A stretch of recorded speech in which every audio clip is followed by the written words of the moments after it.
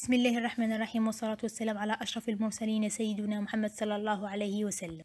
Tout d'abord, nous remercions les membres jurés d'avoir accepté de gérer ce travail.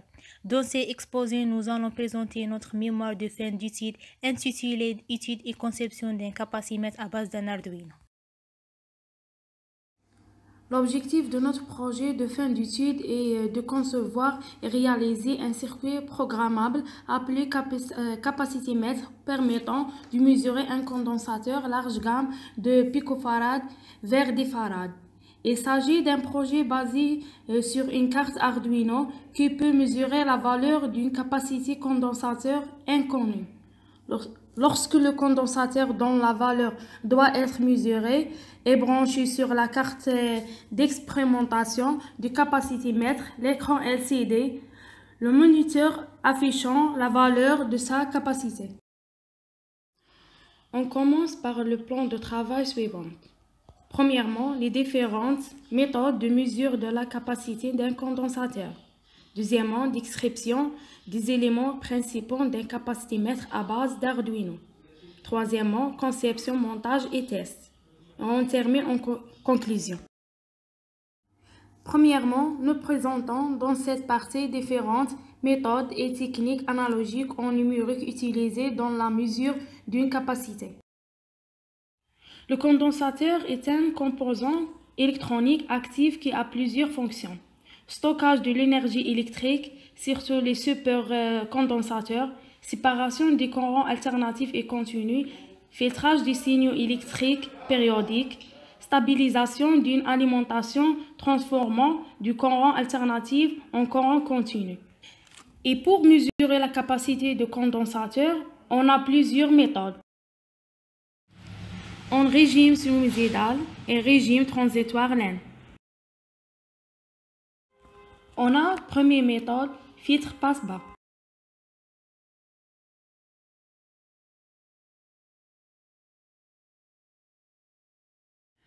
Le cas charge d'un condensateur traverse une résistance et on a la courbe de charge d'un condensateur est une exponentielle avec le tableau durée de la charge en fonction de tension.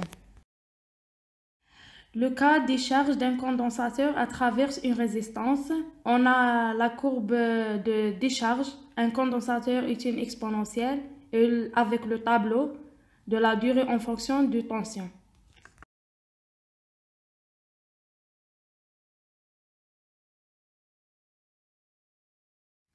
Une fois le code essentiel dans Tinkercad, nous saurons en mesurer toutes les capacités des condensateurs. Les résultats obtenus sont récapitulés dans le tableau suivant. On a le schéma suivant fonctionnel du capacimètre interfacé avec l'Arduino. Le capacimètre est connecté à l'Arduino via une branche analogique.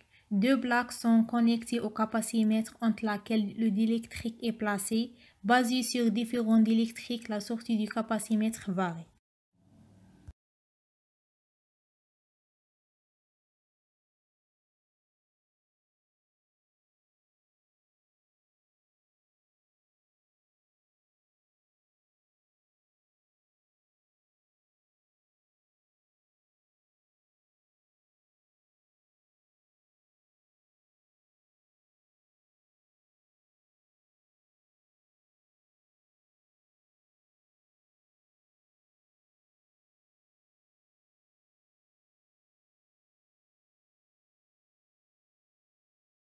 Le plan de travail de notre application est de réaliser, dans le premier temps, un capacitémètre fonctionnant à deux plages, c'est-à-dire deux circuits mesurant des capacités appartenant à deux gammes différentes.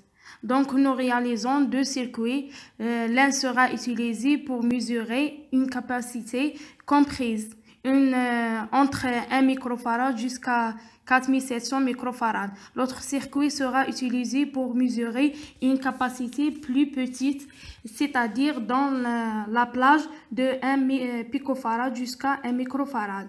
Dans un deuxième temps, un circuit unique qui mesure la capacité de 10 picofarads jusqu'à 10 000 microfarads.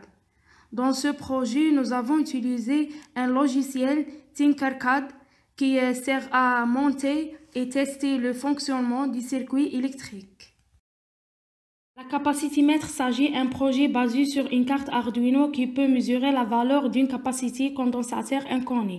Lorsque le condensateur dont la valeur doit être mesurée est branché sur la carte expérimentation du capacitimètre, l'écran LCD affichant la valeur de la capacité. Nous utilisons une mini-carte Arduino dont la fonction conversion analogique numérique est utilisée avec le concept de circuit de charge RC pour développer ce capacitimètre. L'ensemble du projet peut être divisé en 3 blocs de base: une unité de capteur de capacité, une unité de processeur, une unité d'affichage. Et le capteur de capacité divisé par 2 méthodes. Première méthode de la constante de temps. Lorsqu'un condensateur est connecté en série avec une simple résistance, circuit RC serré, et en appliquant une certaine tension, la tension du condensateur augmente de façon exponentielle vers selon l'équation suivante, l'équation de charge, l'équation des décharges. Et on a la courbe d'une tension reproduisant charge et décharge d'un condensateur. Deuxièmement, la méthode de pont de diviseur des capacités. C'est une méthode très simple à mettre en œuvre. Elle est semblable à la méthode utilisée dans le projet en mètre numérique. On a le schéma électrique d'un pont de diviseur de capacité.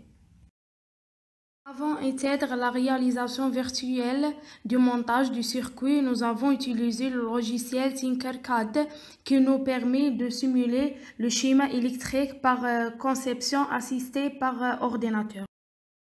Pendant la période de notre recherche, nous avons trouvé plusieurs capacitimètres utilisés l'Arduino. Nous allons réaliser 2 capacitimètres basés sur 2 montages différents, afin d'avoir une idée plus générale sur la conception de notre circuit. Nous représentons dans la figure suivante un schéma cinétique sur le circuit du système à réaliser. Présentant le schéma cinétique sur le circuit du système à réaliser, l'ordinateur est relayé à l'Arduino par un port USB qui sert à transmettre les informations ainsi qu'à alimenter en courant la carte Arduino. Les données extérieures des capteurs de capacité sont envoyées à l'Arduino. S'il y aura une action, l'ordinateur envoie une instruction sur l'appareil électrique. L'ordinateur peut être remplacé par un smartphone. De plus, les données relevées par les capteurs peuvent être visibles sur un écran ou un afficheur LCD. Afin de mesurer la capacité dans la plage de 1 microfarad jusqu'à 4700 microfarad, nous utilisons le circuit de charge et décharge comme capteur de capacité. Ce schéma électrique d'un capteur de capacité utilise le calcul de la constante de temps. De base, ce circuit réside dans une des propriétés fondamentales du condensateur, la constante de temps. La constante de temps est définie comme le temps nécessaire pour charger un condensateur à travers une résistance pour atteindre 63,2% de la tension d'alimentation maximale. Le calcul de temps est donné par l'organigramme. Il commence par la lecture en continu, la tension VC en borne du condensateur en utilisant le convertisseur conversion analogique numérique et prend la différence de temps à partir du moment où il commence à se décharger jusqu'à ce que le VC devient égal à 63% de la tension qui était présente à travers le condensateur avant qu'il ne commence à se décharger. Le principe de base de ce circuit réside dans une des propriétés fondamentales du condensateur. La constante de temps est définie comme le temps nécessaire pour charger un condensateur traverse une résistance pour atteindre 63,2% dans la tension à alimentation maximale. Dans un premier temps, nous déchargerons le condensateur à l'aide de la branche 9. Le code charge d'abord le condensateur via une branche de sortie 8. Puis supprimer cette tension de charge, le condensateur commence à se décharger et le code coupé lors du système à ce moment. La même branche 8 sera sélectionnée comme canal conversation analogique numérique pour surveiller la tension en borne de condensateur. Une fois qu'elle éteint 63,2% de 5 volts, nous devons arrêter la minuterie et calculer la capacité et le code calculé à nouveau le temps écoulé en utilisant cette valeur de temps.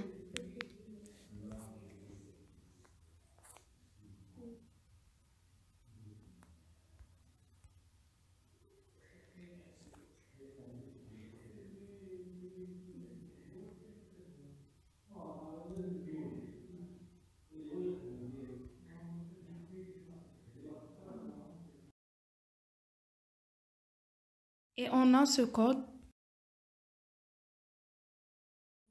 Dans un premier temps, nous déchargerons le condensateur à l'aide de la branche 9. Le code charge d'abord le condensateur via une branche de sortie 8. Puis supprimer cette tension de charge, le condensateur commence à se décharger et le code coupé lors du système à ce moment. La même branche 8 sera sélectionnée comme canal conversation analogique numérique pour surveiller la tension en borne de condensateur. Une fois qu'elle éteint 63,2% de 5 volts, nous devons arrêter la minuterie et calculer la capacité et le code calculé à nouveau le temps écoulé en utilisant cette valeur de temps.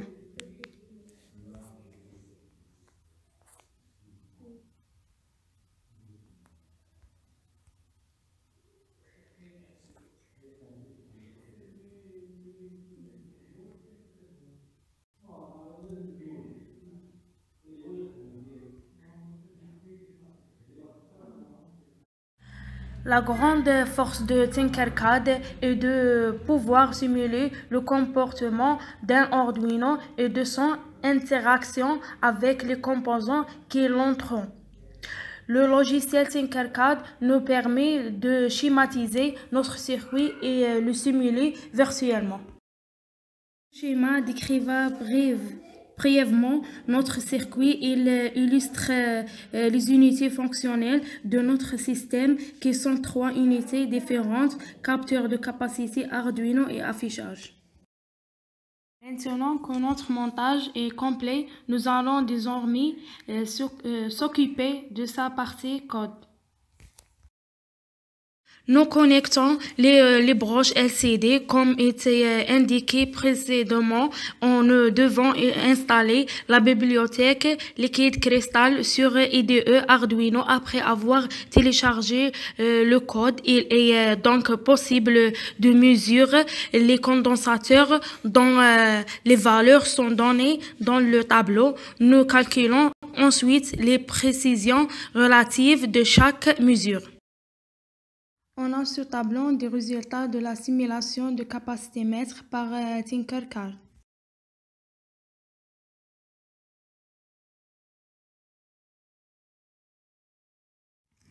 Comme nous avons dit dans l'exemple du capacimètre précédent, il devient imprécis pour les condensateurs de petites valeurs inférieures de 1 nanofarad. Il est donc important de chercher un autre circuit qui mesurera avec beaucoup plus de précision ces valeurs. Dans la pratique, il existe un circuit très simple à montrer où son principe de fonctionnement est basé sur la méthode de division de capacité. On a le schéma suivant de câblage du circuit capacimètre Arduino dans la gamme de 1 picofarad jusqu'à 1 microfarad. Il est basé sur le montage en série de 2 capacités dont l'une va présenter le condensateur à mesurer et l'autre appelé condensateur de référence. La valeur de C est faible et dépend fortement des gammes des valeurs à mesurer. Nous présentons son câblage avec un afficheur LCD. Dans ce montage, nous utilisons simplement la capacité parasite de l'Arduino. Sa valeur est donnée pratiquement de l'ordre de 24 picofarads. Pour que ce circuit fonctionne par Tinkercad, on doit prendre un condensateur de l'ordre de la capacité parasite, c'est-à-dire 25 picofarads. Nous allons utiliser la branche A0 pour charger le condensateur à travers la résistance interne de 50 kΩ. Nous mesurons la tension avec l'entrée analogique à 0. La conversion analogique numérique de l'Arduino à 10 bits, donc 0 volts serait 0 et 5 volts serait 1023, donc 63,2% en 2024 et il est 648 lorsque la lecture analogique atteint ces valeurs. Nous arrêtons de charger le condensateur et le compteur de temps. Nous obtenons la valeur de capacité par la méthode de division de temps de capacité. Nous connectons la branche LCD comme indiqué dans le schéma. On télécharge le code. Dans ce montage, nous utilisons simplement la capacité parasite de l'Arduino. Sa valeur est donnée pratiquement de l'ordre de 24 picofarads. Pour que ce circuit fonctionne par Tinkercad, on doit prendre un condensateur de l'ordre de la capacité parasite, c'est-à-dire 25 picofarads. Nous allons utiliser la branche A0 pour charger le condensateur à travers la résistance interne de 50 kΩ. Nous mesurons la tension avec l'entrée analogique à 0.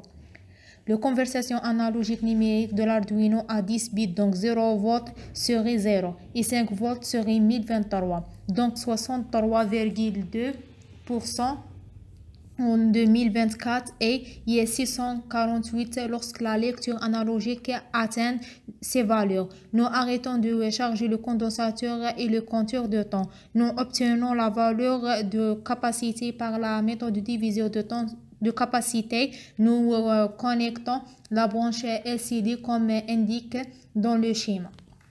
On télécharge le code. Le logiciel Tinkercad nous permet de schématiser notre circuit et le simuler virtuellement. Ce code consiste à mesurer le voltage aux bornes du condensateur lorsqu'il est connecté en série avec la capacité parasite de l'Arduino.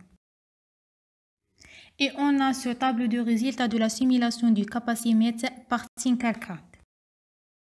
Le principal problème de cette configuration est la plage de valeurs que nous pouvons mesurer. Il est presque impossible de mesurer avec cette configuration pour les condensateurs supérieurs à 1 microfarad. Mais la précision devient satisfaisante, inférieure de 6% pour les condensateurs de faible valeur de capacité de 1 picofarad jusqu'à 1 microfarad. Nous pouvons donc récupérer le résultat des deux capacimètres pour dire que nous avons conçu deux circuits séparés, l'un basé sur la charge et décharge mesurant avec une précision très satisfaisante des condensateurs relativement forts de 1 nanofarad jusqu'à 1 microfarad. L'autre, basé sur le diviseur de capacité, permet de mesurer avec des faibles valeurs de capacité de 1 picofarad jusqu'à 1 microfarad. C'est Jonathan Neferkos qui a proposé cette méthode. Il utilise les deux méthodes discutées précédemment. Dans ce câblage, il suffit de brancher le condensateur sur les pins A0 et A2 de l'Arduino. Et à l'aide du Tinkercad, on fait la simulation. Première méthode consiste à mesurer le voltage du condensateur lorsqu'il est connecté en série avec la capacité parasite de l'Arduino.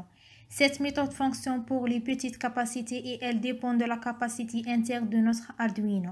Cette capacité interne étant spécifique à chaque Arduino, il nous faudra calibrer et modifier dans le script la valeur de constante GND et on utilise un condensateur de capacité connu et calcule la capacité par cette équation.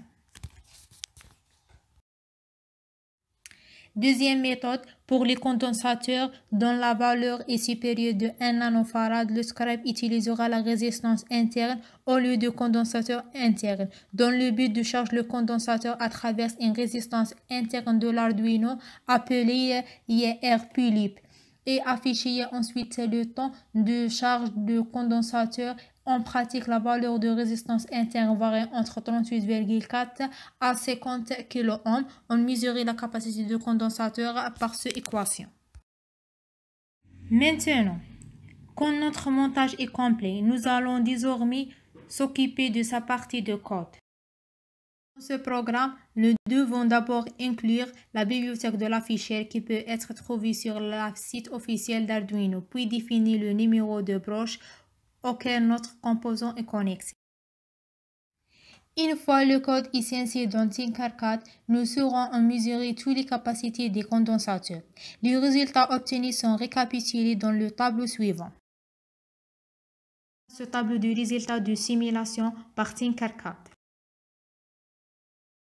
On a aussi ce tableau de résultats de simulation.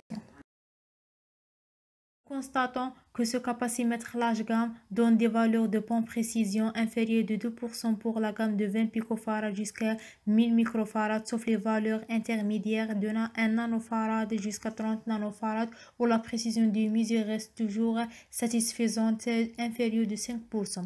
Ceci explique par le fait que ces valeurs présentent dans sa limite pour les deux méthodes utilisées dans cette configuration.